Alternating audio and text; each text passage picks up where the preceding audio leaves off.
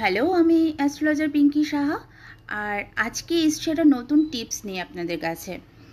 নিউমরোলজি গ্রিডে 1 যদি মিসিং থাকে, একদমই নেই, মিসিং 1, আর অ্যাস্ট্রোলজি চার্টেও যদি আপনার রবি ডাউন একদম থাকে বা নিচ থাকে, তাহলে আপনি কি করবেন? একটা উপায়, খুব সিম্পল উপায় আপনাদেরকে বলে দিচ্ছি, কিন্তু এই উপায়টা যদি আপনারা করতে পারেন, বেনিফিট কিন্তু একদম 100-এর মধ্যে 100% পাবেন। কি করতে হবে? একটা তামার পাত্রের মধ্যে জল নিতে হবে ভর্তি করে। তার মধ্যে অখণ্ড চাল, মানে চালগুলো ভাঙা হলে চলবে না, অখণ্ড চাল নিতে হবে, কিছুটা কালো তিল নিতে হবে, একটি লাল ফুল, সেটা জবা ফুল হতে পারে বা যে কোনো লাল ফুল হলেই হবে, লাল চন্দন নিতে হবে।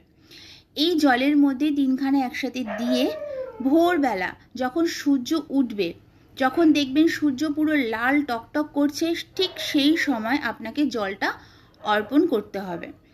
এই জলটা আপনি যে কোনো গাছের গোড়ায় অর্পণ করতে পারেন, তবে হ্যাঁ, এমন জায়গা থেকে করবেন যাতে আপনি ডিরেক্ট সূর্যকে দেখতে পাচ্ছেন, সেরকম জায়গা থেকে কিন্তু আপনাকে জলটা অর্পণ করতে হবে।